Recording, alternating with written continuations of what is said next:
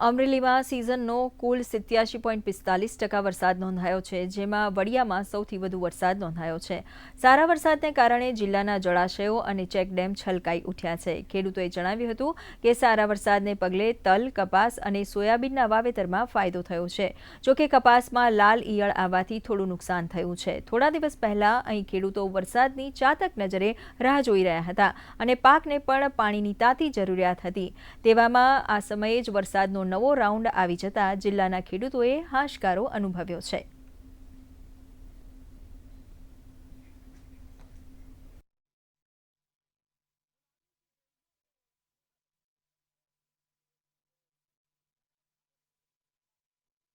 Soybean અને સિંગ તરફ વળી ગયા છે લોકો, કે જેના કારણે એની પછીનું જે વાવેતર હોય ને એ ચણાનું કરવા હાટું આ બધું રિસાયકલ કરી છે કે ભાઈ કપાસ કરતાં બીજામાં ફાયદો વધારે થાય છે, ડબલ પાક આવી જાય એટલે.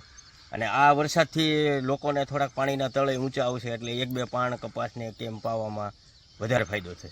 અમુક જગ્યાએ વધારે વરસાદ છે તો એ બધા ડેમો છલકાઈ ગયા છે, ધારી ડેમ છલકાઈ ગયો છે અને અમુક છે એ તળાવડા માનો કે ભરાઈ ગયા ને બસ જેવી સ્થિતિ હોય એવી થઈ ગઈ. નુકસાનકારક વરસાદ નથી. આમ તો જોઈએ તો વરસાદ સારો છે અને સિંગ, સોયાબીન અને એરંડાના વાવેતરમાં સારો એવો ફાયદો થયો છે અને 30 થી 40% આ ત્રણેય વસ્તુમાં અને 60% કપાસ છે.